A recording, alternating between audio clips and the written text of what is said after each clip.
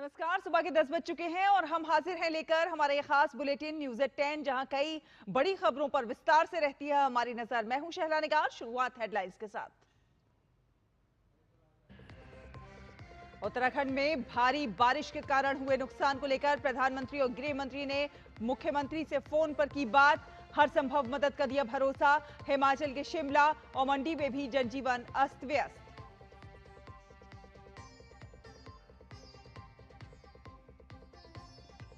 नई दिल्ली में आज राष्ट्रपति द्रौपदी मुर्मू से मिलेंगे मॉरिशस के प्रधानमंत्री नवीन चंद्र रामगुलाम।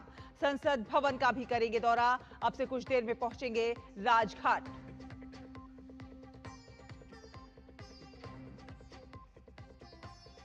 नई दिल्ली में आज फिर शुरू होगी भारत अमेरिका व्यापार वार्ता। मार्च 2025 में शुरू होने वाले द्विपक्षीय व्यापार समझौते को आगे बढ़ाना है उद्देश्य।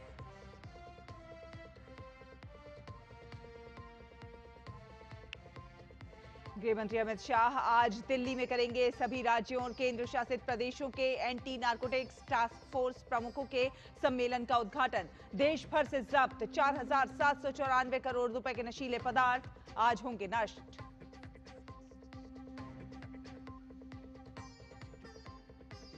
और स्पीड स्केटिंग के वर्ल्ड चैंपियनशिप में आनंद कुमार वेल कुमार ने जीता स्वर्ण पदक। वहीं जूनियर वर्ग में क्रिश शर्मा ने गोल्ड किया अपने नाम।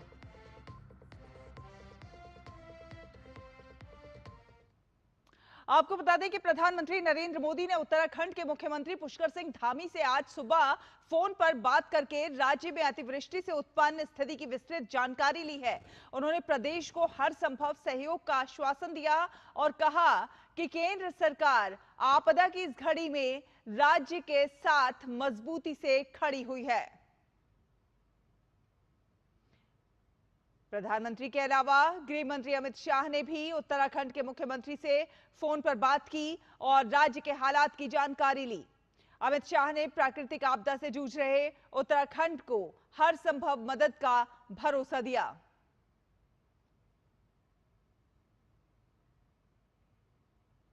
उत्तराखंड के मुख्यमंत्री पुष्कर सिंह धामी ने प्रधानमंत्री और गृह मंत्री का आभार जताया है और कहा है कि उनके मार्गदर्शन और सहयोग से राज्य में राहत कार्य और तेजी से संचालित होंगे। मुख्यमंत्री धामी खुद देहरादून में प्रभावित क्षेत्रों के दौरे पर हैं। उन्होंने अधिकारियों को निर्देश दिए हैं कि किसी भी प्रभावित परिवार को असुविधा न हो और राहत सामग्री, सुरक्षित ठहराव, भोजन, पानी और स्वास्थ्य सुविधाएं तुरंत उपलब्ध कराई जाएं। सीएम ने बताया कि प्रभावित क्षेत्रों में प्रशासनिक मशीनरी पूरी तत्परता से सक्रिय है और बचाव एवं राहत कार्य युद्ध स्तर पर चल रहे हैं।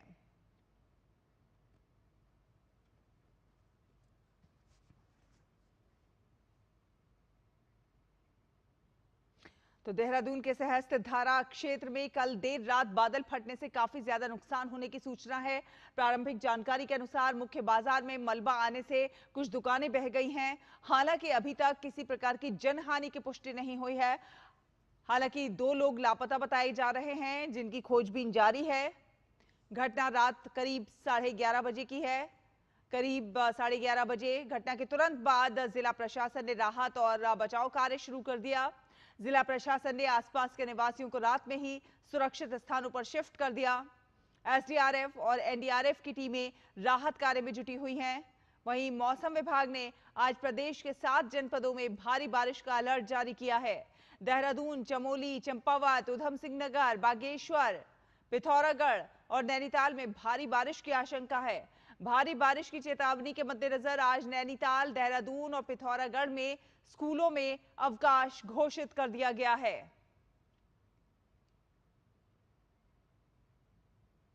वहीं हिमाचल प्रदेश की बात की जाए तो वहां के हालात भी कुछ ऐसे ही है। मंडी जिले में भी मूसलाधार बारिश के बाद स्थिति खराब है। बीती रात को जहां जिले के धर्मपुर में सोनखड्ड के उफान से बस स्टैंड तबाह हो गया, तो वहीं नेहरी तहसील में भूस्खलन की चपेट में आने से कच्चा मकान ढह गया, जिसमें 5 लोगों के दबे होने की सूचना मिली है। नेहरी तहसील के बोई पंचायत के बरगटा गांव में देर रात को ये घटना हुई। भूस्खलन इतना भयावह था कि पूरे घर के साथ आसपास का इलाका भी मलबे में तब्दील हो गया है। सड़क मार्ग बंद होने से बचाव दल को मौके पर पहुंचने में काफी दिक्कतें आ रही हैं। फिलहाल ग्रामीण मलबा हटाकर फंसे लोगों को निकालने की कोशिश कर रहे हैं। क्षेत्र में रुक रुक कर हो रही बारिश के चलते यहां पर पहाड़ी से और मलबा गिरने से खतरा बना हुआ है।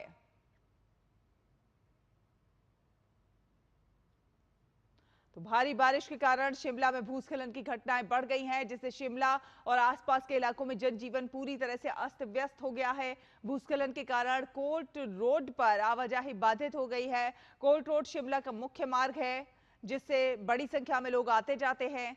सड़क के बाधित हो जाने से लोगों का दफ्तर और शहर के दूसरे छोर तक जाना भी मुहाल हो गया है।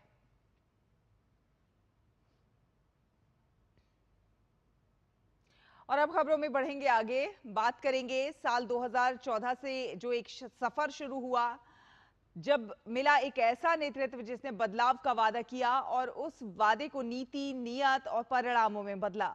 प्रधानमंत्री नरेंद्र मोदी के नेतृत्व और मार्गदर्शन में साल 2047 तक विकसित भारत के संकल्प को पूरा करने के लिए न केवल तमाम योजनाएं चलाई जा रही हैं, बल्कि गरीब, महिला, युवा और किसान कल्याण के लिए तमाम सारे प्रयास हो रहे हैं।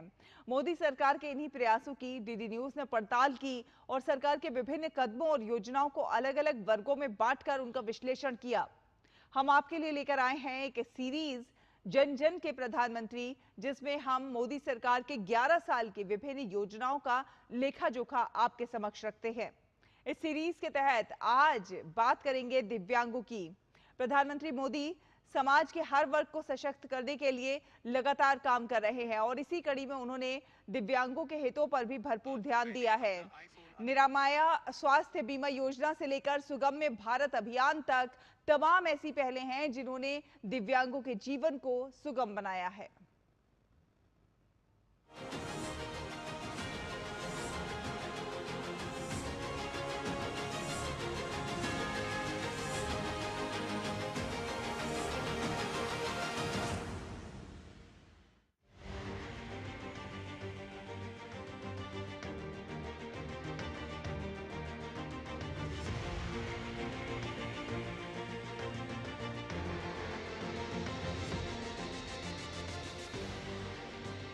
जिन्हें दुनिया कभी विकलांग कहकर बुलाती थी, उन्हें पीएम मोदी ने कहा दिव्यांग, यानी दिव्य शक्तियों के धनी। यहीं से शुरू हुआ सोच और नजरिए का परिवर्तन। पीएम मोदी के इस ऐतिहासिक कदम से दिव्यांग जनों को न केवल एक नई पहचान मिली, बल्कि उन्हें क्रमबद्ध तरीके से वे सारी सुविधाएं पहुंचाई गईं जिसके वे हकदार थे। पिछले 11 सालों में सरकार द्वारा सुगमता से लेकर स्वास्थ्य, शिक्षा, रोजगार और खेल जैसे क्षेत्रों में उठाए गए कदमों से आज दिव्यांग जनों का जीवन आसान हुआ है और आज वे अपने प्रयासों से देश के विकास में बड़ी भूमिका निभा रहे हैं। 2015 में शुरू किए गए सुगम्य भारत अभियान के अंतर्गत सार्वजनिक स्थानों में सुगमता लाई गई ताकि दिव्यांगजन बसों, ट्रेनों और मेट्रो में आसानी से सफर कर सके और सरकारी भवन, रेलवे स्टेशन, बस स्टैंड इत्यादि तक आसानी से पहुंच सके। यही नहीं, सरकारी वेबसाइट्स पर भी अब दिव्यांगजन आसानी से लॉगिन कर आवश्यक सूचना पा सकते हैं और योजनाओं का लाभ उठा सकते हैं। जब मैं विकलांग से दिव्यांग की बात करता हूं, तब जब हम ऐसे अपने जनों से मिलेंगे, अपनों से मिलेंगे, तब हमें अब उसमें क्या कमी है उस तरफ हमारा नजरिया नहीं जाएगा, उस तरफ हमारी सोच नहीं जाएगी। कौन सी एक्स्ट्राऑर्डिनरी क्वालिटी उसमें है, उस तरफ हमारी नजर जाएगी। दिव्यांगजन अधिकार विधेयक 2016 ने दिव्यांगजनों के सशक्तिकरण और समाज में संतोषजनक तरीके से समावेश के लिए एक प्रभावी तंत्र बनाया। दिव्यांगजन अधिकार अधिनियम 2016 के अंतर्गत पात्र दिव्यांगजनों के लिए सरकारी नौकरियों में आरक्षण का प्रावधान किया गया। यूडीआईडी कार्ड ने दिव्यांगजनों को साफ तौर पर पहचान दिलाई और सरकार की सुविधाओं तक उनकी सीधी पहुंच बनाई। दिव्यांगजनों के लिए खेलकूद योजना शुरू की गई। सरकार की सोच और नीतियों में परिवर्तन का ही ये परिणाम है कि भारत ने पैरालंपिक और एशियन पैरा गेम्स में रिकॉर्ड मेडल हासिल किए। पेरिस 2024 खेलों में पैरालंपिक इतिहास में भारत ने अपना सबसे सफल प्रदर्शन करते हुए कुल 29 पदक जीते। हर स्पोर्ट्स में से कुछ एथलीट से मोदी जी इंटरेक्शन कर रहे थे और उसी में उन्होंने ये मोटिवेट करा कि इट डजंट मैटर अगर आप जीतो या आप हारो, आप अपना बेस्ट दो और आप खुल के खेलो। बाकी लोगों के लिए आप पीएम का मतलब होता है कि प्राइम मिनिस्टर, और हम सब के लिए आप पीएम का मतलब है परम मित्र।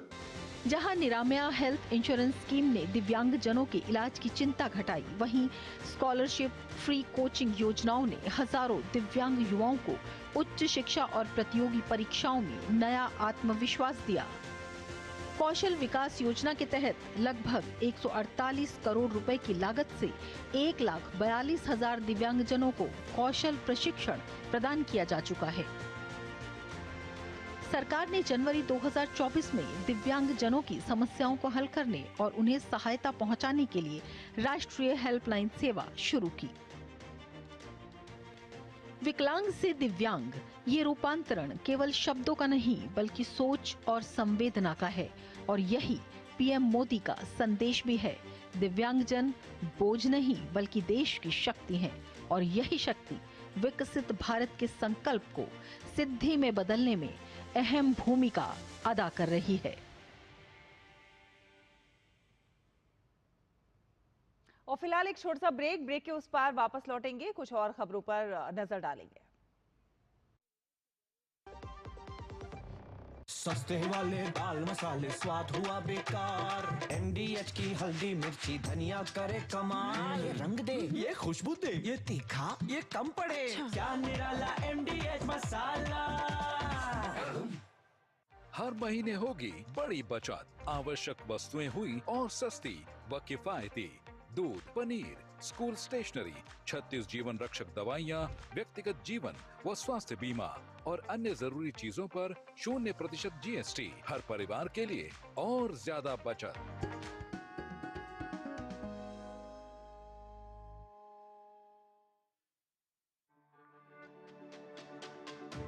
मेरी पसंद, मेरी पसंद,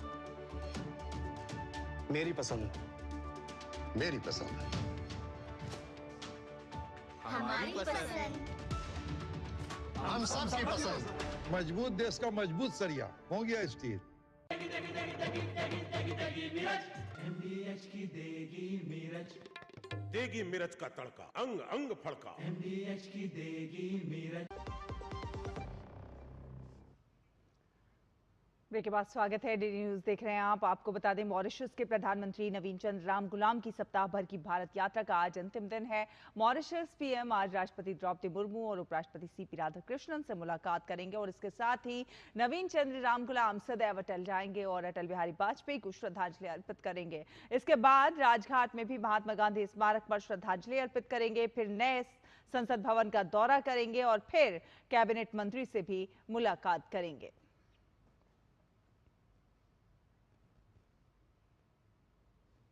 और अमेरिका के मुख्य व्यापार वार्ताकार ब्रेंडन लिंच भारत के साथ प्रस्तावित द्विपक्षीय व्यापार वार्ता पर बातचीत करने के लिए भारत के दौरे पर हैं। लिंच के नेतृत्व में अमेरिकी प्रतिनिधिमंडल कल रात नई दिल्ली पहुंचा।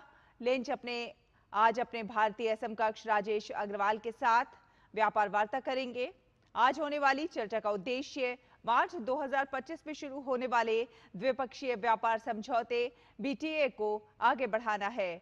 आज की बैठक में दोनों देश एक दूसरे की वस्तुओं और सेवाओं पर लगाए गए टैरिफ में ढील देने के लिए एक बुनियादी ढांचा बनाने का प्रयास करेंगे। दोनों पक्षों का इस साल नवंबर तक पहले चरण के समझौते का लक्ष्य है। इससे पहले दोनों देशों ने 2030 तक 500 अरब अमेरिकी डॉलर का द्विपक्षीय व्यापार लक्ष्य रखा था।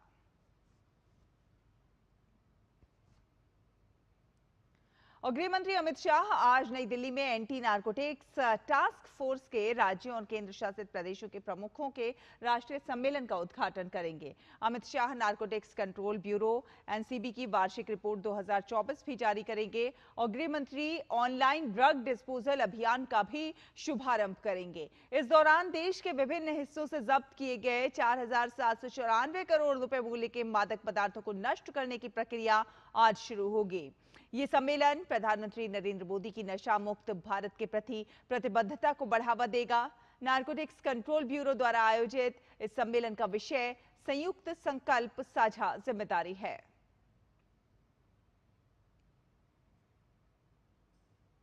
और आपको बता दें कि छत्तीसगढ़ में सीआरपीएफ को एक बड़ी कामयाबी मिली है। 208 कोबरा सीआरपीएफ और छत्तीसगढ़ पुलिस के जवानों ने बीजापुर के कंचुला जंगलों में तलाशी अभियान चलाया था और इस अभियान में नक्सलियों के ठिकाने से हथियार, गोला बारूद और विस्फोटकों का एक जखीरा बरामद किया है। सीआरपीएफ को एक बीजीएल लॉन्चर, एक भरमार gun, 6 BGL round, 4 directional mines, detonator, cordtex wire, माओवादी वर्दी और माओवादी साहित्य भी बरामद हुआ है। सभी सामग्री स्थानीय पुलिस को सौंप दी गई है। आगे बढ़ेंगे खबरों में। आपको बता दें, उत्तर प्रदेश के कृषि शिक्षा और कृषि अनुसंधान मंत्री सूर्य प्रताप शाही ने कृषि विज्ञान केंद्र गाजियाबाद में रबी सीजन 2025 की तैयारी, किसानों की समस्याओं का समाधान और राज्य में कृषि संबंधी योजनाओं के बेहतर कार्यान्वयन के लिए किसान गोष्ठी में शिरकत की। उन्होंने कहा कि सरकार ने बीजों, उर्वरकों और सिंचाई के उपकरणों की उपलब्धता को सुनिश्चित करने के लिए विभिन्न योजनाएं बनाई हैं।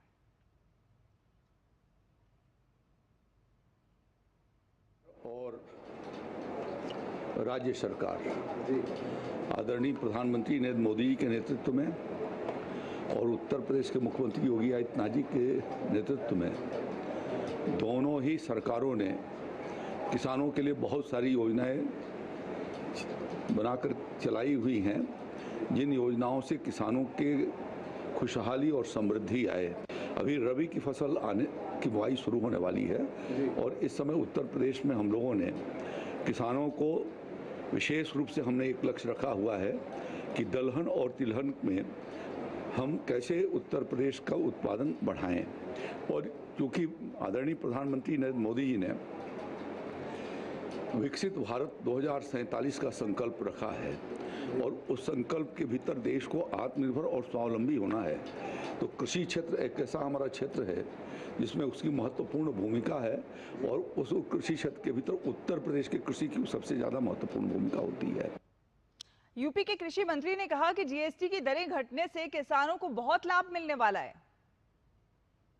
प्रधानमंत्री मोदी जी ने ये स्पष्ट रूप से कह दिया कि किसानों के हित के साथ हम कोई कॉम्प्रोमाइज नहीं करेंगे। तो हम अपने प्रधानमंत्री जी को धन्यवाद देते हैं कि उन्होंने एक बोल्ड स्टैंड किसानों के लिए लिया और किसानों की पूरी उन्होंने हितों की चिंता किया और उससे अभी जो जीएसटी का स्लैब घटाया है 5% किया है, उसको 18% से नीचे उतार करके, तो इससे भी देश के सभी किसानों को बहुत बड़ा फायदा पहुंचने वाला है और उनकी लागत काफ़ी घटने वाली है।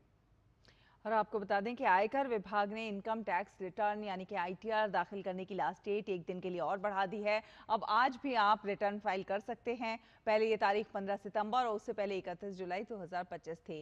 ये कदम उन टैक्स पेयर्स की सुविधा के लिए उठाया गया है जिन्हें income tax e filing portal पर तकनीकी समस्याओं के कारण रिटर्न भरने में परेशानी हो रही थी। जो करदाता नियत तारीख तक रिटर्न दाखिल नहीं कर पाते, वो 31 दिसंबर तक विलंबित रिटर्न दाखिल कर सकते हैं।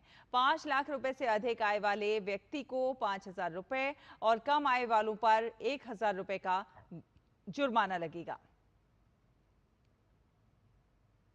और भारतीय रेलवे ने ऑनलाइन टिकट बुकिंग के नियमों में बड़ा बदलाव किया है। 1 अक्टूबर से आईआरसीटीसी की वेबसाइट और मोबाइल ऐप के माध्यम से सामान्य आरक्षण खुलने के पहले 15 मिनट के दौरान टिकट के लिए आधार प्रमाणीकरण अनिवार्य कर दिया गया है।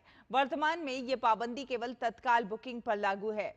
इस निर्णय का मकसद जो है वो टिकट आरक्षण प्रणाली का लाभ आम उपयोगकर्ता तक पहुंचाना और इसका दुरुपयोग रोकना है। हालांकि कंप्यूटरीकृत यात्री आरक्षण प्रणाली काउंटरों के माध्यम से सामान्य आरक्षित टिकटों की बुकिंग के समय में कोई बदलाव नहीं होगा।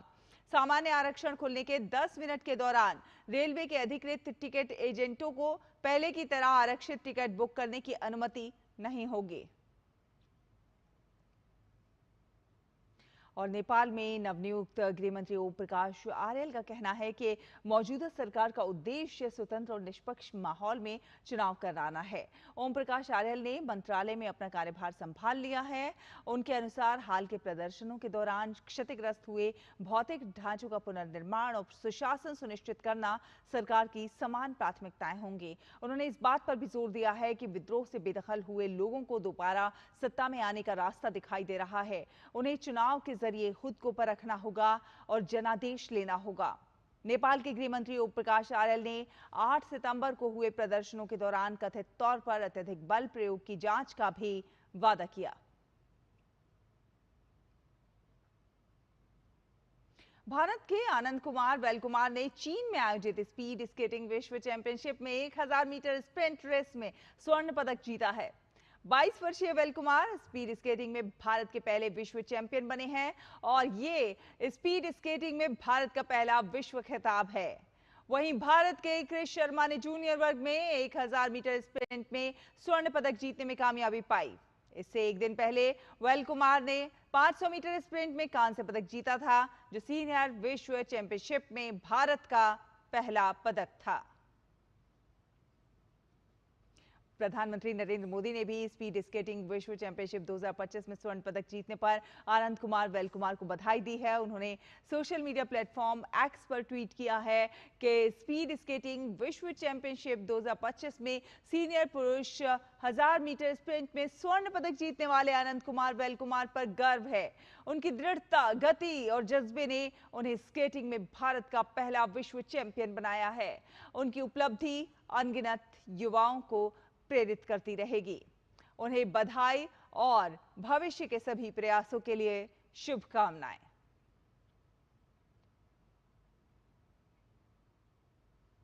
और भारतीय ग्रैंड मास्टर आर वैशाली ने अपने फीडे महिला ग्रैंड स्विस खिताब की सफलतापूर्वक रक्षा करने में कामयाबी पाई। वैशाली ने प्रतियोगिता के अंतिम दौर में चीन की टैन जोंग यी के साथ ड्रॉ खेला। उन्होंने कुल 11 में से 8 अंक हासिल किए और लगातार दूसरे साल यह खिताब जीता। इस जीत के साथ ही वैशाली ने 2026 में होने वाले प्रतिष्ठित कैंडिडेट्स टूर्नामेंट के लिए सीधे क्वालिफाई कर लिया।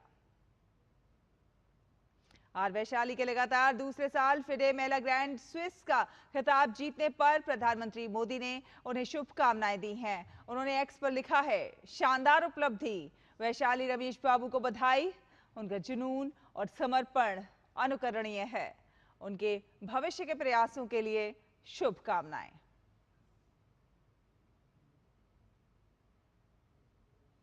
और आपको बता दें कि विश्व मुक्केबाजी चैंपियनशिप में शानदार प्रदर्शन करने के बाद भारतीय मुक्केबाजी दल आज वापस लौटा तो उनका एयरपोर्ट पर गर्मजोशी के साथ स्वागत किया गया। भारत की महिला मुक्केबाजों ने प्रतियोगिता में शानदार प्रदर्शन करते हुए 2 स्वर्ण, 1 रजत और 1 कांस्य पदक जीतने में कामयाबी पाई। भारत की जैस्मिन लंबोरिया ने 57 किलोग्राम भार वर्ग में स्वर्ण जीता था। वहीं मीनाक्षी हुड्डा ने 48 किलोग्राम भार वर्ग में स्वर्ण पदक जीता। नूपुर ने रजत और पूजा रानी ने कांस्य पदक जीतने में कामयाबी पाई।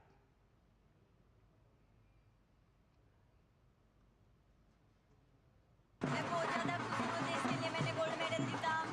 तो मैं सभी देशवासियों का धन्यवाद करना चाहती हूँ कि मेरे लिए इतनी प्रे की, मेरे को बेस्ट विशेष दी, उनके लिए मैं सभी के शुक्रिया अदा करना चाहती हूँ कि ऐसे ही मेरे को आगे बढ़ाते रहें और मेरे लिए प्रे करें। और मैं सभी को थैंक यू करना चाहती हूँ।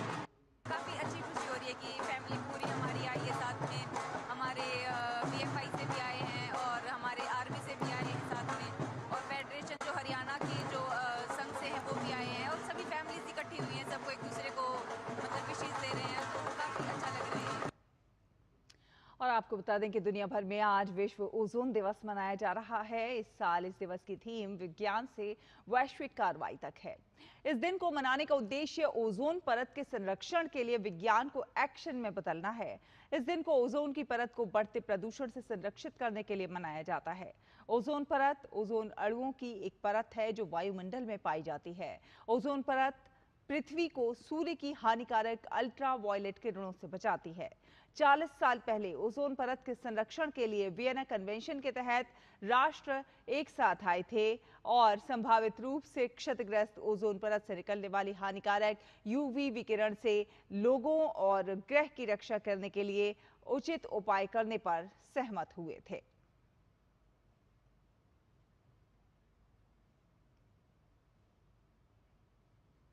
इसी के साथ इस बुलेटिन में फिलहाल इतना ही। डीडी न्यूज पर खबरों का सफर लगातार जारी है। आप देखते रहिए डीडी न्यूज। नमस्कार।